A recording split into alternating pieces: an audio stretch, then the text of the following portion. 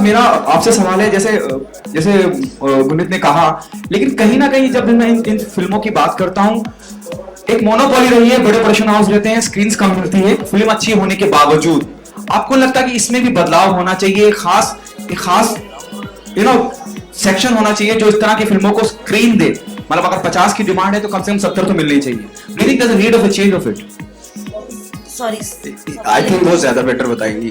आप दोनों से सुनना चाहूंगा। एक बार सवाल बता दो दोबारा।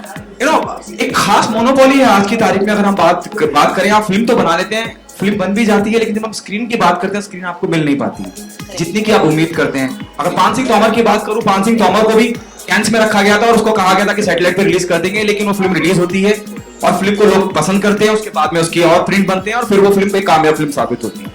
तो आपको लगता है कि जिस तरह की मोनोपोली बड़े प्रोडक्शन हाउसेस की है, मैं उनका नाम नहीं लेना चाहूंगा, कि इस तरह की फिल्मों को बढ़ावा देने के लिए गवर्नमेंट या सेंट्रल गवर्नमेंट या स्टेट गवर्नमेंट या फिल्म इंडस्ट्री, जैसे आपने कहा कि 5 साल में कमेटी सी बन गई है, स्क्रीन उनको ज्यादा मिले? कहीं ना मैं एक चीज यहाँ पे बताना चाहती हूँ। ये मैंने विनोद चोपड़ा से सुना था, जब उनकी खामोशी आई थी ना, एक रीगल में लगी थी, और फिर वहां से ना वो पूरा 6 महीने लगी रही थी, वो शो बढ़ते चले गए थे उसके।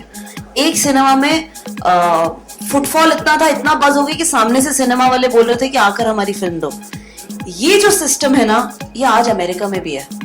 हमारी फिल्म जो लंच बॉक्स है वो वैसी रिलीज हुई थी, पहले दिन 2 सिनेमा में रिलीज हुई थी अमेरिका में 2014 में, और क्योंकि वो 85% ऑक्यूपेंसी पर चली, फिर वो अगले हफ्ते 7 सिनेमा, अगले हफ्ते 20 सिनेमा, अगले और 15वें हफ्ते 250 सिनेमा, 27वें हफ्ते फिल्म बाहर आई थी, और 2014 की highest box office grocer foreign language film of US is lunch box. ये एक पूरा सिस्टम है, इसको प्लेटफॉर्म रिलीज कहते हैं बाकी के देशों में। ये सिस्टम यहाँ पर एग्जिस्ट नहीं करता, और ये सिस्टम यहाँ पर पहले था जब मैंने 10वीं दानिया प्रोड्यूस की थी, जब छोटी फिल्में जो छोटे तरीके से रिलीज हो सकती थी। कहीं ना कहीं आज हर चीज हो चुका है, 3000 सिनेमा, 5000 सिनेमा, उतना मीडिया नेट, उतना टीवी स्पेट, और ज्यादा, मतलब हर होर्डिंग खरीद लो, हर बस पैनल खरीद लो, मतलब हर जगह पता चलना चाहिए। जैसे पहले 3 दिन इतना बॉक्स ऑफिस हो जाए, मंडे से फिर 80% फॉल होता है। मंडे को आपका जो फ्राइडे का बॉक्स ऑफिस है, फ्राइडे सैटरडे संडे, उसके बाद फुटफॉल फॉल्स टू 80%, 80-90%, अगर आपको भी बुक माई शो से स्टार्ट पूछो। एंड जबकि छोटी फिल्म जो 20% पे खुलती है, वो मंडे को 18% पर होती है, तो हमारा फॉल 10% होता है, और बड़ी फिल्मों का फॉल 80% होता है। ऑल आई वॉन्ट टू से हियर इज कि ये आज नहीं बदलेगा, ये आज चेंज नहीं होगा। ये एक पूरी हवा, एक पूरा माहौल है जो सिर्फ एक इवेंट फिल्मों को प्रोत्साहित करता है कि हर चीज का एक इवेंट बनाओ, हर चीज को इतना लार्जर देन लाइफ बनाओ कि बस सबको पता चल जाए, पूरे देश को पता चल जाए, Friday Saturday Sunday and out. इसकी वजह से रीजनल फिल्में आज ज्यादा चल रही हैं, और यहाँ पर स्टूडियोज बंद हो रहे हैं। हिंदी लैंग्वेज में स्टूडियोज क्यों बंद हो रहे हैं? और रीजनल तमिल मराठी फिल्में कैसे पैसा कमा रही हैं? बिकॉज उनका जो रिलीज का एक्सपेंस है वो ऐसा नहीं है कि पूरे देश में हर टीवी चैनल पर भी आना है और हर चीज एक्सपेंसिव है, हर अखबार पर भी आना है और हर चीज, मतलब आज जो हम ये कॉन्वर्सेशन कर रहे हैं, आज हम लोग डिजिटल वर्ल्ड में हैं। जब हमने हरामखोर बनाई थी, तब नेटफ्लिक्स और अमेजोन इंडिया में नहीं थे, तब 500 मिलियन फोन पर आपका 3G और जियो नहीं थे। आज वो सब चेंज हो रहा है। हमारे देश में India is the lowest screen density. हमारे देश में हमारी हिंदी लैंग्वेज के लिए सिर्फ 5000 सिनेमा है। आपका थ्रेशोल्ड ही उतना है, और वो मैं इसलिए बताना चाहती हूँ कि हम लोग 1 मिलियन 10 लाख लोगों के लिए सिर्फ 9 सिनेमा है यहाँ पर। ये बहुत बड़ी प्रॉब्लम है। हमारे पास जगह ही नहीं है कि हम और फिल्में दिखाएं। 50,000 सिनेमा है बाकी देशों में। आप चाइना के स्टार्ट देखिए, हर रोज सिनेमा खुल रहे हैं क्योंकि लोग वहां पर जाते हैं। तो इसी की वजह से lack of cinemas, and then cinema is expensive, lack of cinema, there is piracy. So there is one has to understand, and this is what I want to say, that as a producer, one has to understand what we are up against. हम लोग क्या कर रहे हैं? तो okay, 1 second, मैं एक minute लेकर यहाँ पर इतना बोलना चाहती हूँ कि ये बहुत बड़ी बात है कि हरामखोर रिलीज हुई, ये सक्सेस है कि हरामखोर रिलीज हुई, ये सक्सेस है कि हरामखोर को जो रिव्यूज मिले, ये सक्सेस है कि लोग इतना प्रोत्साहित कर रहे हैं और शोज बढ़ रहे हैं। तो हर चीज का हम लोग ओवरनाइट चीजें नहीं बदल सकते। पहले ये फिल्में बनती भी नहीं थी, आज 5-6 साल के बाद हम बहुत खुश हैं कि ये बन रही हैं। आज मैं बहुत खुश हूँ कि ये रिलीज हो रही है, और ऐसी बहुत सारी फिल्में जो रिलीज होनी चाहिए। इसीलिए जो हम लोग इंटरनली बात करते हैं, अगर आप देखें हरामखोर, इसके बारे में हमने कहीं बात नहीं किया। एक्सप्लोसिव फिल्म्स ने रिलीज किया है। एक्सप्लोसिव फिल्म्स हमारी एक आइडेंटिटी हम बनाना चाहते हैं, जिसमें हम लोग जेन्युइनली फिल्में रिलीज करना चाहते हैं, जो हम लोग बहुत खुशी से बोलना चाहते हैं कि हम लोग 250 स्क्रीन में आए हैं। हम लोग नहीं आना चाहते 3000 स्क्रीन में, और हम लोग वो कॉन्वर्सेशन ही नहीं करना चाहते। ये बहुत बड़ी बात है कि हम 250 स्क्रीन में आ रहे हैं और हमारे शो बढ़ रहे हैं। अगर आप सिनेपोलिस का एग्जांपल देखें, जहां हम हैं अभी, और हम यहाँ हैं इसलिए मैं आपको एग्जांपल दूंगी। फ्राइडे का अगर आप देखें, आप बुक माई शो का स्टैट्स देखें, 1 शो मिला था हमें जब हरामखोर रिलीज हुई थी। सैटरडे को 2 शो, संडे को 3 शो, जब थर्सडे को पिक्चर थी तो 4 शो थे हमें। तो ये बहुत बड़ी बात है कि जो माहौल है, जो बाकी की फिल्में आई, बड़ी फिल्में आई, इंग्लिश फिल्में आई, उसके साथ हरामखोर के शो बढ़े, फुटफॉल बढ़े। तो इसीलिए आज हम आप सबसे मिल रहे हैं, और हम ये बताना चाहते हैं आपको कि वो एक बड़ी बात है, और वो वैसी हमें कॉन्वर्सेशन करनी चाहिए। और आज से 5 साल के बाद शायद और तरीके होंगे, और हम लोग नेटफ्लिक्स और अमेजोन पर रिलीज करेंगे, और 500 मिलियन लोग फिल्में देख पाएंगे ऑन देयर फोन्स। सो या, थैंक यू।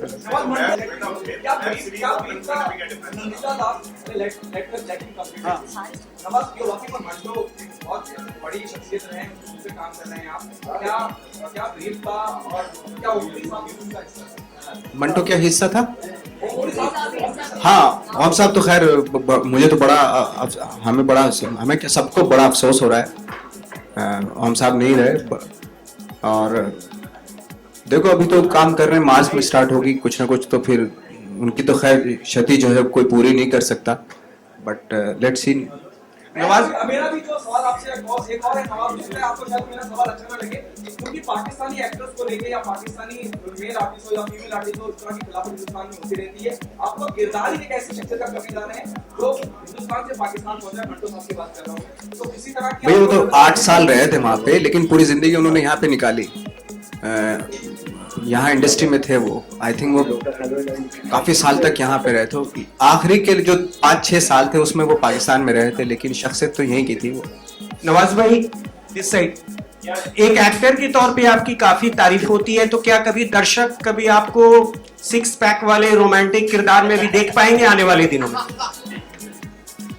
अगर ऐसा कोई रोल मिला तो 6 पैक्स भी निकालूंगा। मेरे पास बहुत सारे हथियार हैं, धीरे धीरे निकालना। Somebody had a question for Shweta. Yeah, ma'am, just a second. I'll come back to you. Web series का एक बिगेस्ट एडवांटेज ये है कि आप बरेली में भी बैठ के देख सकते हैं, बॉस्टन में भी बैठ के देख सकते हैं। तो वेब सीरीज की एक अलग टाइप ऑफ एपिसोडिक होता है। तो बट एज एन एक्टर, जैसे नवाज भाई ने कहा कि मीडियम या फिल्म कितनी बड़ी है छोटी वो फर्क नहीं पड़ता, आपका किरदार क्या है और आप क्या स्टोरी क्या कह रहे हो, तो वो मैटर करता है। तो मेरे लिए एक्साइटिंग ये था क्योंकि मैंने मसान की शूटिंग बनारस में की है, हरामखोर की शूटिंग अहमदाबाद के पास एक छोटा सा टाउन था वहां की है, तो मुझे बाहर जाके शूट करना था। तो मेरी तमन्ना थी कि मुझे भी अब्रॉड जाना है, तो वो द ट्रिप करके जो वेब सीरीज है उससे हुआ, and I am quite happy with that. लेकिन फर्क ऐसा कुछ नहीं है, मतलब वो एक्टिंग ही, प्लेटफॉर्म्स अलग होते हैं लेकिन एक्टिंग सेम रहती है। हाँ, मैंने एक फिल्म बनाई है जू, जो आईफोन पे पूरी शूट हुई है और इंडिया की पहली फिल्म है आईफोन पे। और टिम कुक आए थे मई में, तो उनसे मिला था, उनको फुटेज दिखाई मैंने, और उन्होंने बोला देखिए भाई इसी पे तुमने की है। मैंने बोला हाँ सर, इसी पे बनाई है। तो हम लोग की बातें चल रही हैं और 2017 में ही आएगी वो बाहर, और फाइनली मेरा समय आ गया लग रहा है मुझे, क्योंकि 4 साल से तो कुछ हो नहीं रहा था, और 2004 से इंडस्ट्री में हूँ, और धीरे धीरे चीजें करनी है, अच्छा काम करना है, बस उतनी आशा है।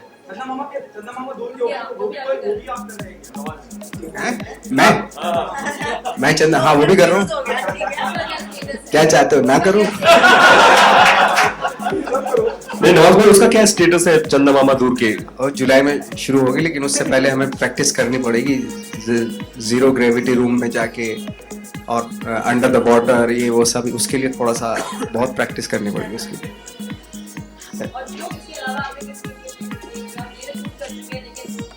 नहीं, अभी तो मतलब हरामखोर लोगों तक पहुंचे, वही कर रहा हूं मैं। कोशिश यही है कि जो लोगों का प्यार मिला है, जैसे सिनेपोलिस का उदाहरण दिया गया है, जैसे आज हैदराबाद में फिल्म आई है हरामखोर, तो वही है कि जितना रीच पहुंचे, लोग हमें ट्वीट कर रहे हैं, लोग मतलब डिस्ट्रीब्यूटर हैं दिल्ली से, वो ट्वीट कर रहे हैं कि आप लोग के लोग फुटफॉल बहुत अच्छा हो रहा है। तो अगर इस तरह की फिल्म को सपोर्ट मिलता है तो अच्छा लगता है, क्योंकि हमने कभी सोचा नहीं था कि यहाँ तक पहुंचेंगे, सच बोले तो। इसके लिए कभी भी हमने ट्रेलर लॉन्च नहीं किया, हमने सीधा इंटरनेट पे ऐसे ही ट्रेलर डाल दिया जिसके 7 मिलियन व्यू हुए। और ना हमारा कभी, आप अभी भी थिएटर के बाहर जाएंगे, हमारा कोई पोस्टर नहीं लगा बाहर, और ना अखबार खोलेंगे तो हम अखबार में नहीं, आप अखबार में भी टीवी में नहीं है। टीवी तो छोड़ ही दीजिए। तो न्यूज मीडिया ने बहुत सपोर्ट किया है, इंटरनेट बहुत सपोर्ट कर रहा है, लगातार रिव्यूज आ रहे हैं, 2-3 लोग गालियां भी दे रहे हैं, बट बैलेंस माने तो अच्छे 85-87% से पास हैं। नवाज, क्या कोई आप लिंक कर रहे हैं सैफ अली खान और ऐश्वर्या राय के साथ? नहीं, मुझे तो कोई न्यूज़ बिटवीन मुझे ऐसी कोई न्यूज़ अभी नहीं है। थोड़ा सा हरामखोर को सेलिब्रेट कर लेते हैं, मतलब जसलीन आपकी मौजूदगी हम चाहेंगे, अगर 2 लाइनें अगर आप बोल परफेक्ट। तो जैसे Exactly. आलोक जी ने बोला एंड गुनीत ने बोला, we'll celebrate the success of Haraamkhor. हम लोग फैंस हैं जसलीन के और जसलीन की आवाज के, तो प्लीज से कि हमने जब हरामखोर बनाने जितने भी हमने पैसे रेज किए, फेसबुक से रेज किए, दोस्तों से रेज किए, तो हमारे एक जिन्होंने हमें बहुत साथ दिया, one of our co producers is here, Firoz Alami, please come up, and if there is anybody, Siddhant, please come up.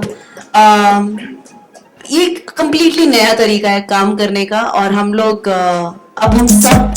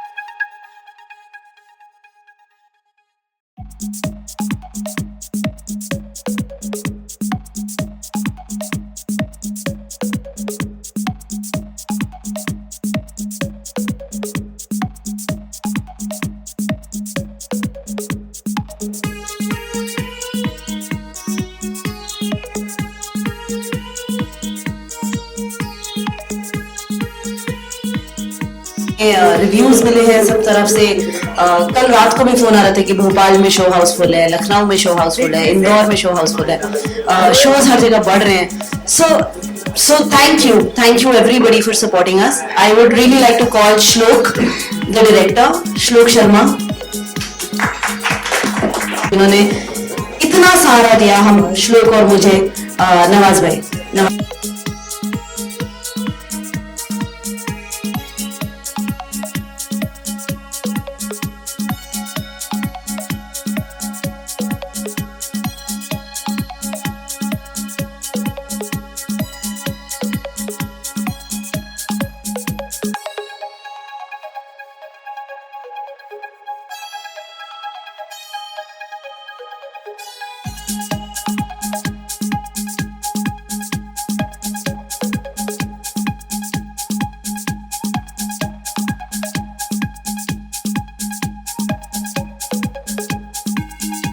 Answer.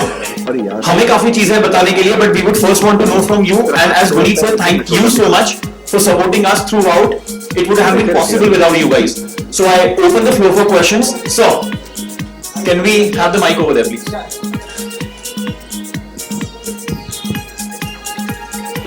Ji sir. Hello.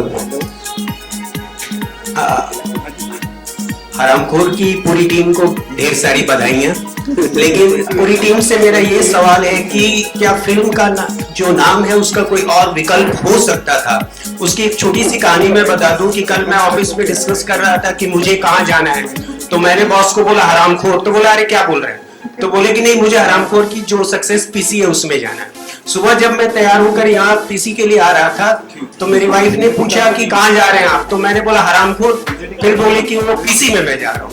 तो ये शब्द जो है थोड़े हमारे हिंदू जो सोसाइटी मतलब हमारा जो समाज है उसमें एक्सेप्ट, तो क्या यही एक टाइटल था, इसका कोई और विकल्प हो सकता था? हालांकि फिल्म सक्सेसफुल है. नवाज भाई पहले जवाब दे तो बच्चे.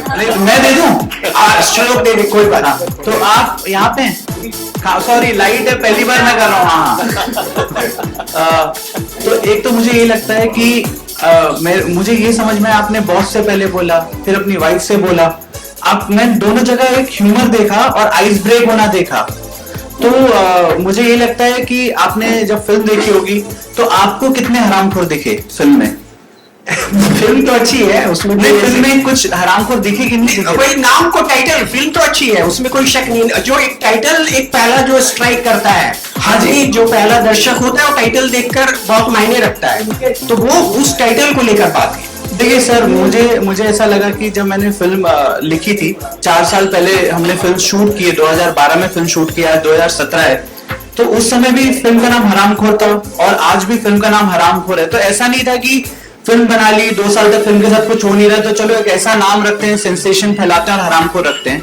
मुझे मेरे कैरेक्टर के साथ मेरी जो फिल्म है, मुझे बहुत जस्टिफाई करता है हरामखोर नाम फिल्म के साथ. और श्याम टेकचंद है, जो नवाज भाई ने कैरेक्टर प्ले किया है, वो हरामखोर हैं. वो छोटे छोटे बच्चे जिनके गाल खींच के प्यार से हरामखोर बोला जा सकता है. तो मुझे लगता है कि फिल्म के बाद बहुत जस्टिफाई है और मेरा कोई भी मकसद नहीं था कि लोगों को सेंसेशन पहुंचाऊं मैं. और अगर आप देखें, काफी मतलब एक सेंसर बोर्ड की लंबी सी लिस्ट आई थी कुछ 2 साल पहले, जो वर्ड्स बैंड है उसके अंदर हरामखोर नहीं है. वो भी हमें खैर 2 साल पहले पता चला था, लेकिन हम लोग तो 4 साल से इसको वही बता रहे हैं. अगर आप हमारी फेसबुक पोस्ट भी देखें, हमने 2012 में जब शूट स्टार्ट की थी तब भी लिखा था हरामखोर शूट स्टार्ट्स, यू नो. तो या वी हैव नाउ क्रॉस्ड, मतलब हमने पहले 3 दिन में 1 करोड़ बॉक्स ऑफिस क्रॉस किया था. And now we have crossed 1.7 है अभी हमारा एक हफ्ता. But you know, कमाई is a question जो आप हम सबको बहुत आदत है ये सवाल पूछने की कि फिल्म ने कितना बॉक्स ऑफिस किया. बट एक बॉक्स ऑफिस क्या सिर्फ एक बॉक्स ऑफिस पिक्चर को डिफाइन करता है? मैं ये बताना चाहती हूँ कि हमारी मंडे की जो फुटफॉल है वो फ्राइडे से ज्यादा है, जो हमारी ट्यूसडे की फुटफॉल है वो मंडे से ज्यादा है, जो हमारी वेडनेसडे की फुटफॉल है वो हमारी ट्यूसडे से ज्यादा है. तो लोग आ रहे हैं, लोग ये पिक्चर देख रहे हैं और शो हाउसफुल जा रहे हैं और शो खुद पे खुद बढ़ रहे हैं. आज हैदराबाद रिलीज हुई है पिक्चर, हैदराबाद पहले सेक्टर नहीं खुला था. तो ये वो पिक्चर है जो मतलब शुरू से लोग कह रहे थे कि रिलीज मत करो, बैन करो, चाहे सेंसर था, हमें कितनी तकलीफें हुई हैं.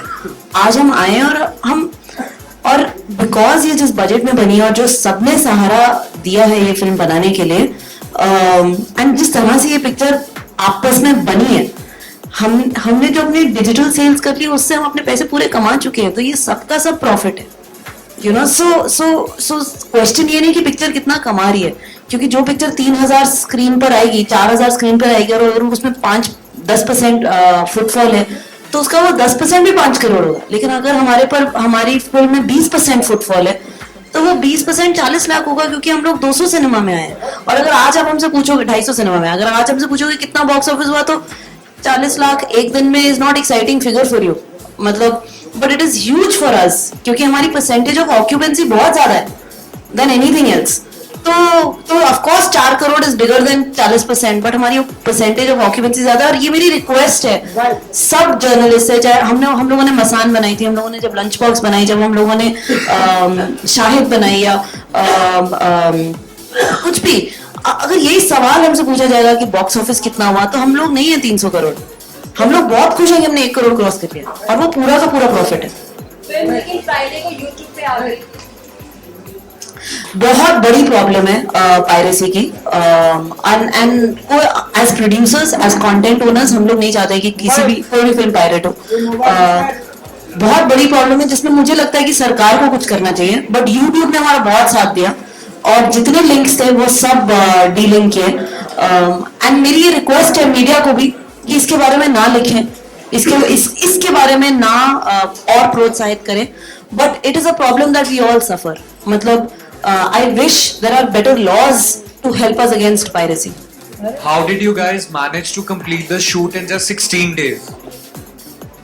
इसका जवाब तो मैं देता हूँ पहले। एक तो हमारे पास बहुत अच्छे एक्टर हैं, नवाज भाई हैं, श्वेता हैं, और मुझे ऐसे ही लगा कि हम लोग ने पहले 25 दिन का स्केड्यूल बनाया था, और जब हमने शूटिंग स्टार्ट की तो हमारी जो शूटिंग है वो बहुत, मैं सिर्फ 2 टेक या 3 टेक से ज्यादा लेता नहीं हूँ। मुझे ऐसा लगता है कि आप जब आपको अगर पॉजेस याद हो जाएं और आपको पता हो कि आपका जो एक्टर है कहाँ पे खड़ा होने वाला है जाके, सो एक करप्शन आ जाता है और कैमरा बहुत जल्दी पकड़ लेता है। सो मुझे लगता है कि नवाज भाई भी मेरे साथ इस बात को सहमति होगी उनकी। ऑफ कोर्स एक ट्रेंड एक्टर अलग ही बात होती है, बट मुझे ऐसा लगा कि अगर हम फर्स्ट और 2 टेक्स में परफॉर्मेंस दे पा रहे हैं तो मैं पुश नहीं करता था। अगर मेरे कुछ शॉट्स हैं जहां पे एक पॉइंट पे चप्पल निकल गई तो चप्पल निकल गई उस कैरेक्टर के पैर से, जरूरी नहीं कि मैं दोबारा शॉट लूंगा और बोलूंगा यार एक बार और दे, पूरी चप्पल पहन के ही जाना। तो वो जो छोटे छोटे न्यूएंसेस हैं वो फिल्म में भी अच्छे लगते हैं और वो रियल लगती है फिल्म, ऐसा नहीं लगता कि स्टेज है फिल्म। और वो चीज जब 2-2 टेक लेंगे तो जल्दी शूट होगा। तो पहले 18 दिन में खत्म होने वाली थी, फिर फाइनली 16 दिन में फिल्म खत्म हुई।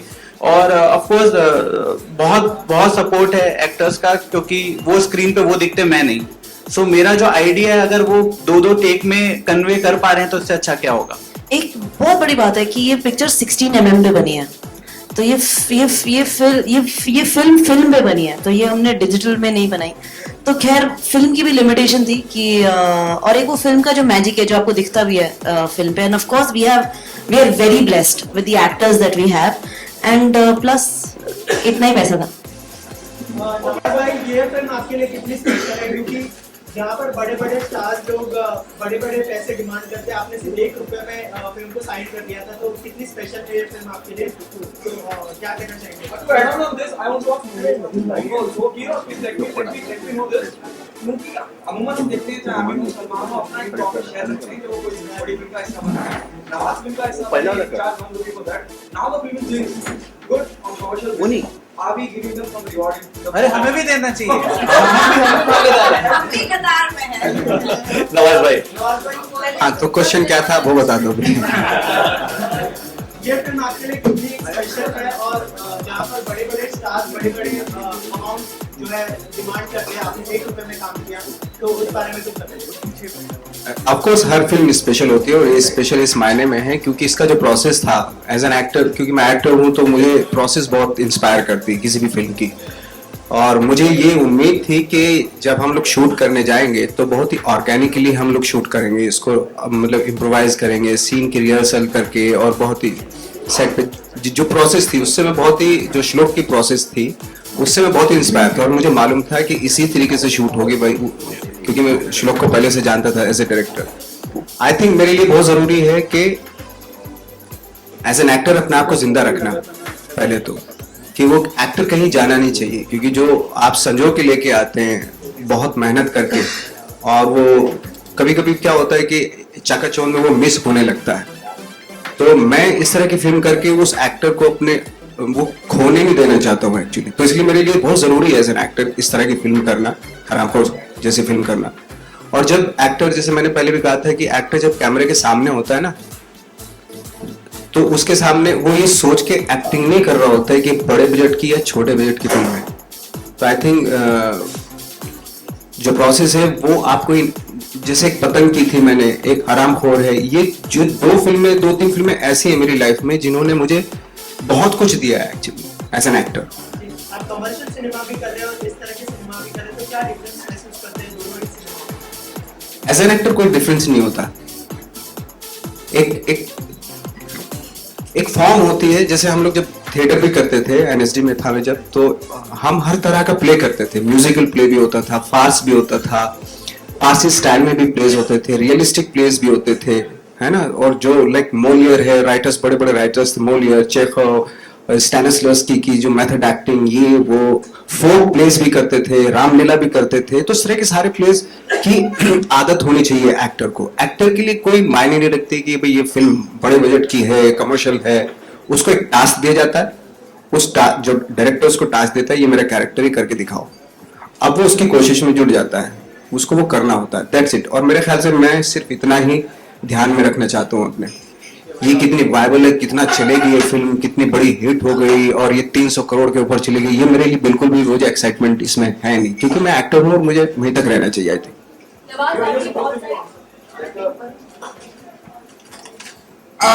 जब ये पिक्चर स्टार्ट हुई थी तो सबका ये था कि हम ये पिक्चर बेचने के बाद फिर पैसे कमाएंगे। तो everybody is a profit shareholder, including our DOP, including our editors, including music. Everybody has a small part in this thing, and of course above and beyond Nawaz bhai, and मुझे लगता है कि मतलब हम लोग सब कहीं ना कहीं अपनी जर्नी स्टार्ट करते हैं, राइट। श्लोक और हम दोनों ने बहुत साल अनुराग के साथ काम किया, हम वहाँ काम करते करते नवाज भाई से मिले।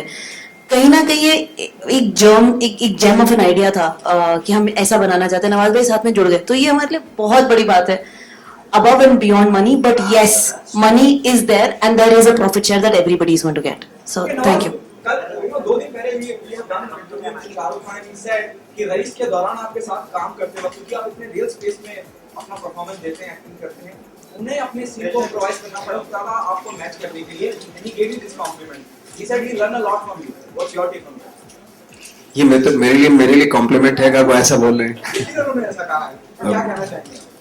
शाहरुख से दिग्गज कहते हैं कि मैं अपना किरदार को अलग तरीके से सोचता हूं और अलग तरीके से करने की कोशिश करता था, लेकिन जब नवाज परफॉर्म करते थे मेरे साथ किसी भी सिंगर की बहुत सारे सिंगर के साथ, तो मुझे अपना तरीका बदलना पड़ता था उनको मैच करने। मुझे भी अपना तरीका बदलना पड़ता था उनको मैच तो वो दिखेगा, वो केमिस्ट्री दिखेगी। एक्चुअली हम लोगों की प्रोसेस थी, जो टेक्स्ट था उसको उसके बिहाइंड जाने की, जो सब टेक्स्ट है उसको बोलने की, बिटवीन द लाइन, तो वो केमिस्ट्री दिखेगी। वो नहीं अभी तो कोई चांस है नहीं अभी। नवाज भाई दिस साइड। नवाज भाई उस रईस के डायरेक्टर राहुल ढोलकिया से मैं हमारी बात हो रही थी, उसी दिन इंटरव्यू मैंने भी किया था जिस दिन शाहरुख का इंटरव्यू था वहां पे।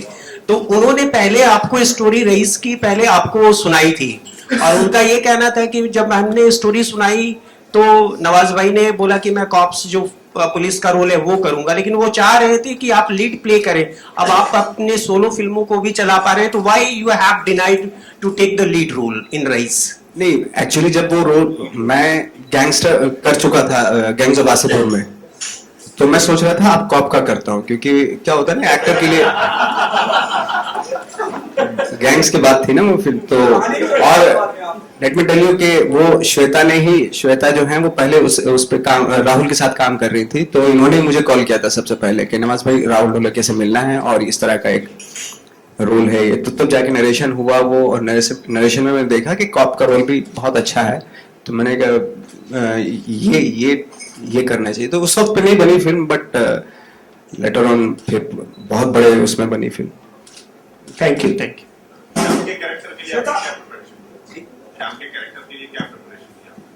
शाम के कैरेक्टर के लिए जैसे मैंने बताया था, बहुत ही स्पॉन्टेनियस, बहुत ही इम्प्रोवाइज और करके हमने किया। और सबसे अच्छी बात ये थी कि सारे एक्टर जैसे श्वेता है, मैं और जो बच्चे थे, हम लोग एक ही होटल में थे और वहीं पे हम रिहर्स करते थे, उसके बाद हम चले जाते थे उसको सीन को करने के लिए। तो ये जो श्लोक का जो ये स्टाइल जो था, जैसे श्लोक ने भी बताया कि बहुत ही स्पॉन्टेनिटी इसलिए थी हर सीन में कि श्लोक ने जैसे कि हमें ये सीन इस तरीके से करना, अगर उस तरीके से नहीं हुआ दूसरे तरीके से हो गया, तो वो भी ये नहीं कि स्टेज नहीं किया, वो बहुत ही, अगर आप देखेंगे फिल्म को तो उसमें बहुत ही इम्प्रोवाइज चीजें हैं, बहुत सारी ऐसी चीजें हैं जो अमूमन फिल्मों में देखने के लिए नहीं मिलती आपको, क्योंकि फिल्मों में अक्सर होता है बहुत स्टेज्ड, फंबल भी नहीं होता, एक डायलॉग के बाद दूसरा डायलॉग बोलता। हमने वो सारे मिथ ब्रेक करने की कोशिश की कि अगर ये बोल रहा है उसके साथ मैं भी बोल रहा हूं, तो क्योंकि जो आम लाइफ में होता है, फंबल भी करते हैं आम लाइफ में, हम फंबल्स को कभी दिखाते नहीं है, ओवरलैपिंग को कभी दिखाते नहीं है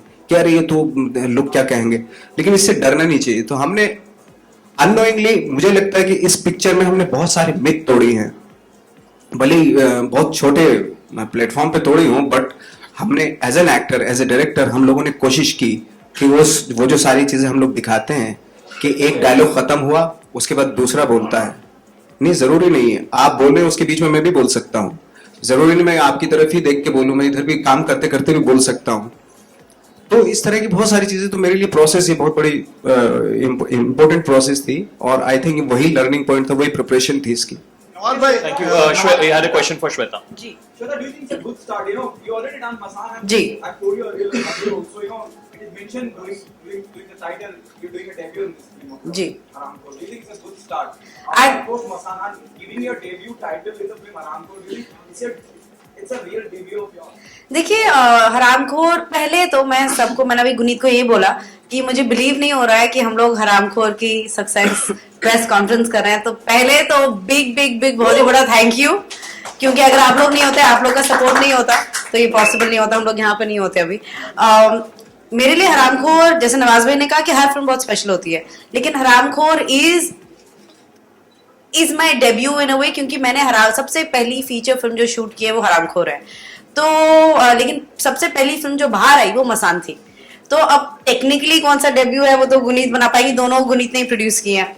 तो लेकिन दोनों फिल्म मेरे लिए बहुत खास है, लेकिन हरामखोर का बाहर आना मेरे लिए बहुत जरूरी था, क्योंकि ये श्लोक की डेब्यू है। इस फिल्म से मैंने बहुत सीखा है, बहुत ग्रोथ हुई है मेरी वर्किंग विद नवाजुद्दीन सिद्दीकी, जिनको मैं भाई नहीं बुला रही हूँ अभी। तो I am very happy with my report card so far. Nawaz भाई, बच्चों के साथ काम करने का एक्सपीरियंस कैसा रहा? शक्तिमान की मैं बात करूं, अलग-अलग किरदार किए तो बहुत इंटरेस्टिंग, यू नो, और उन बच्चों के साथ जेल करना, उनके साथ वो डायलॉग डिलीवरी, उनके एक्सप्रेशन। बच्चों के साथ बहुत डिफिकल्ट होता है काम। मुझे डर रहता है बच्चों के साथ और जानवरों के साथ काम करना, सच बता रहा हूं, क्योंकि वो कहाँ पे रिएक्ट कर देते ना कुछ नहीं पता होता, और बहुत अनकन्वेंशनल होता है उनका परफॉर्मेंस। आपको कन्वेंशनल एक्टर का मालूम होता है, अच्छा यहाँ पे ये पॉज लेगा, यहाँ पे ऐसे बोलेगा, थोड़ा मालूम होता है, लेकिन बच्चे कहाँ पे किस तरीके से रिएक्ट कर देते हैं, अच्छा करते हुए तो ज्यादा कुछ पता नहीं चलता, लेकिन जब उनको स्क्रीन पे देखते हैं उनकी बेस्ट परफॉर्मेंस हो जाती है। आप किसी जैसे गाय को दिखानी है तो वो कहीं भी रिएक्ट कर देगी, लेकिन बहुत अच्छी लगती है वो। तो बहुत स्कैरी एक्सपीरियंस रहता है बच्चों के साथ काम करना। गब्बर,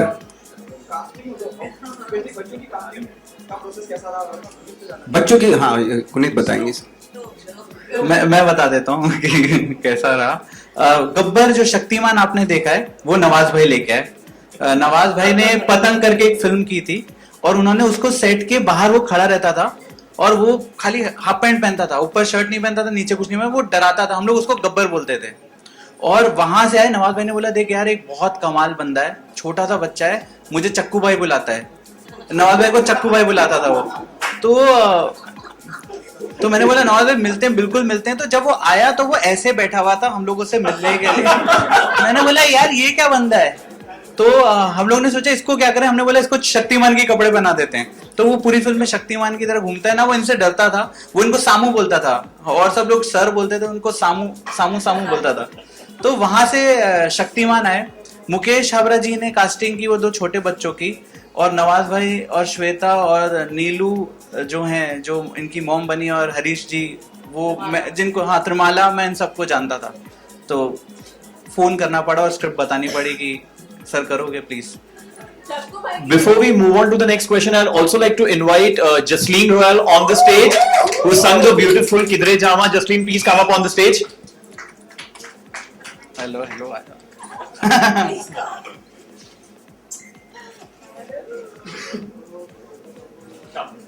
नवाज भाई, नवाज वो आपको चक्कू भाई की बुलाते थे और सामू की बुलाते थे। चक्कू भाई इसलिए बुलाते हैं कि पतंग पिक्चर में मेरा चाकू नाम था, तो चक्कू भाई। और शामू एक्चुअली वो जिस जगह से आया वहां पे इतना ज्यादा कोई भाई चाचा ये सब बोलने की मतलब वो नहीं है, तो खुले टाइप का बंदा है वो मेरे लिए ना अल पचिनो था वो एक्चुअली।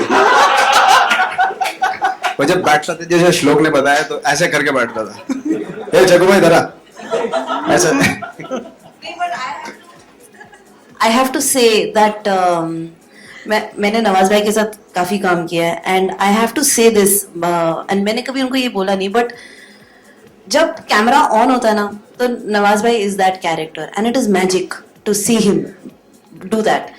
और जैसे ही कैमरा ऑफ होता है ना, ऑफ टेक आपको ढूंढना पड़ता है कि कहाँ गए, कहाँ गए वो, कहीं मतलब क्राउड में मतलब हम, और जैसे ही कैमरा ऑन होता है बिकम्स दैट, चाहे वो हरामखोर, चाहे वो मॉनसून शूटर, चाहे वो गैंग्स ऑफ वासेपुर, चाहे हमने जितना भी काम किया ना, तो टू बी दैट पर्सन जो सब में घुल मिल जाता है, जो इतना ईज कि कोई उनको ऐसे बोल सकता है ऑन द सेट, कोई ऐसे बात कर सकता है, is a gift, you know. And सबको लगता है कि ये हमारे अपने और हम जाकर इनसे ऐसे बात कर सकते हैं। तो सेट पर हमेशा ये माहौल होता है कि मतलब हर कोई छोटे बच्चा भी आकर अरे ऐसे बात कर सकता है, because he allows it, you know. तो वो बहुत मैजिक है, वो एक बहुत मैजिक है एक इनका। तो थैंक यू। नवाज भाई आपसे सवाल है, नवाज भाई आपके सामने इधर। नवाज भाई आपने AIB के एक प्रोग्राम में कहा कि छोटी फिल्मों को जब मैं शूट करता हूं तो ज्यादा अप्रिसिएशन नहीं मिलती और बड़ी फिल्मों में लोग तालियां बजाते हैं, तो इस फिल्म में आपको मिली थी जब आप शॉट करके निकलते थे या क्या था? ज्यादा लोग ही नहीं होते थे। मतलब कहाँ पे ये फिल्म, ये हरामखोर कहाँ पे तालियां, मतलब जब आप शॉट करते थे, शॉट के वक्त जो नहीं शॉट के वक्त तो ज्यादा पता नहीं चलता कि भाई काम अच्छा किया या बुरा किया है। और क्यों आपने AIB में ये बात बोली थी, क्या ऑब्जर्वेशन था आपका?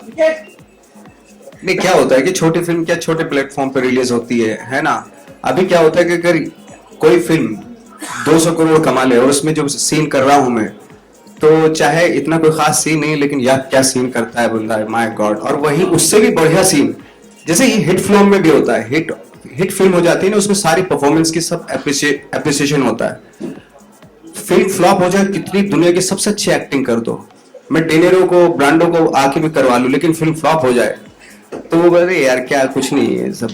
और एक बात और बोली थी आपने कि शाहरुख खान कई बार टेक देते हैं लेकिन सलमान भाई सिर्फ एक बार आते हैं और एक ही टेक में वो फिनिश कर जाते हैं। नहीं कई बार नहीं देते वो टेक, वो भी एक ही टेक में ओके कर देते हैं।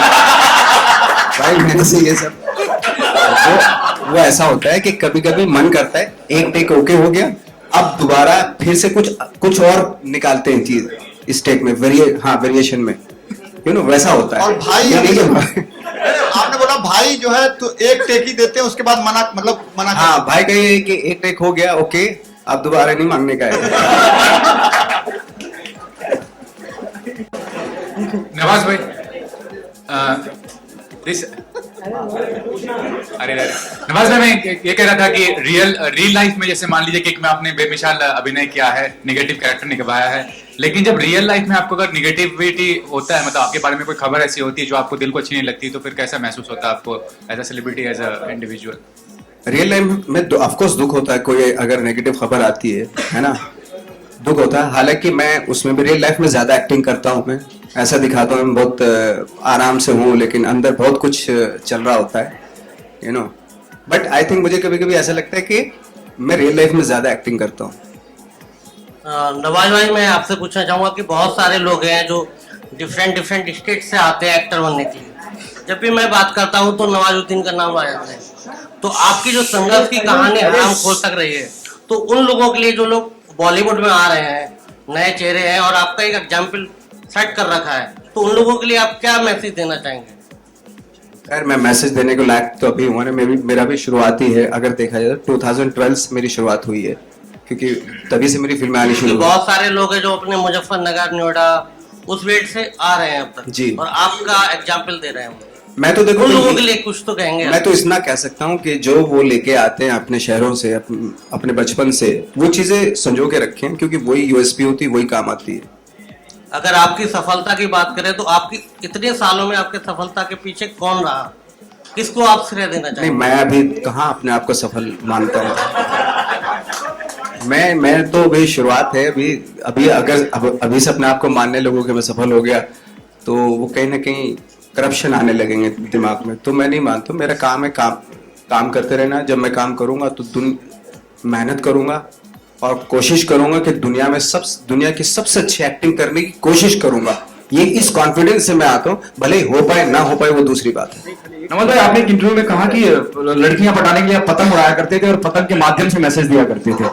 कभी कुछ ऐसा हुआ किसी ने आपको हराम खोल कर टैग दिया? कौन कौन से जख्म कर रहे हो? कभी ऐसा हुआ, इत्तेफाक हुआ कि आपने किसी को सेट करने के लिए पतंग उड़ा के छत पे छोड़ दिया, पैगाम दे दिया आई लव यू? नहीं, मैं एक्चुअली पता क्यों एक्टर बना, मैं उधर से रिजेक्ट हो गया था।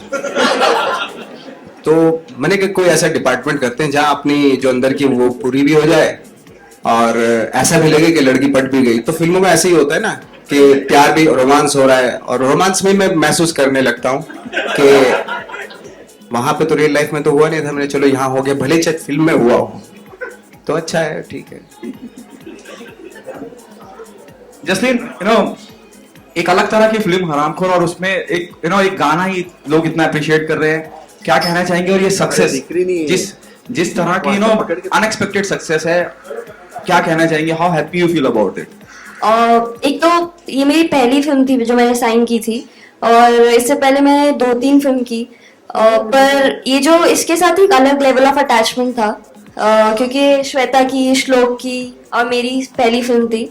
तो ये मैंने फिल्म देखी तो बहुत ही इमोशनली आई वाज टच्ड। तो इसके बाद हम बहुत ही इसकी रिलीज में लग गए थे, सभी एक तरह से जुट गए थे कि किसी तरह ये रिलीज हो जाए। और ये गाना और जैसे कि फिल्म एक स्मॉल लेवल पर जैसे भी सक्सेसफुल हुई है, तो गाना भी ऐसे कई लोगों तक पहुंचा, जिनको पहुंचा है उनको बहुत अच्छा लगा। तो इसमें ये नहीं है कि 10 मिलियन व्यूज हो गए, 20 मिलियन हो गए, बट इसमें आपको बहुत सेटिस्फैक्शन मिली कि आपने एक ऐसा गाना बनाया और ऐसी फिल्म में गाने का मौका मिला। तो इससे मुझे बहुत ही खुशी मिली ऐसी टीम के साथ जुड़कर। पुनीत, एज ए प्रोड्यूसर जब मैं बात करता हूँ अनुराग कश्यप की या तिग्मांशु धुलिया की, do you agree with this कि ये वो लोग हैं जिन्होंने ट्रेंड बदल दिया फिल्म मेकिंग का, और आज उसी का नतीजा ये है कि हरामखोर हो या शाहिद हो या इस तरह की फिल्में आना शुरू हो गई और ऑडियंस मिलना शुरू हो गई? Do you agree with this? They are the people who brought change in the industry. क्योंकि पहले एक वक्त रहा है और अभी भी कहीं ना कहीं कमर्शियल सिनेमा को अगर आप देखें, आपके पास एक बड़ा स्टार है तो आप फिल्म बना सकते हैं और वो चल भी जाती है, लेकिन इन्होंने फिल्म मेकिंग का तरीका ही बदल के रख दिया और इस तरह के सब्जेक्ट, इस तरह की कहानियां ऑडियंस तक पहुंच रही हैं बीइंग अ प्रोड्यूसर। नहीं, बिल्कुल। I would even give Dibakar, I would add to that list and say Dibakar. मतलब कहीं ना कहीं नागेश कुकनूर ने एक बार जब हैदराबाद ब्लूज, रॉक फोर्ट जब बनाई थी, तब आई डोंट थिंक इतने सारे लोग थे जो नॉन स्टॉप कर रहे थे। बट कहीं ना कहीं जब मुझे लगता है द शिफ्ट हैपेंड इन 2008 जब Anurag and Dibakar back to back, और अनुराग की सारी फिल्में रिलीज हुई, ब्लैक फ्राइडे, देवडी, गुलाल, जब ये सारी फिल्में एक 1.5 साल में जब आई, जब ओए लक्की आई, दिबाकर फर्स्ट फिल्म खोसला का खोसला, तो उसके बाद of course then Rahul Dholakia,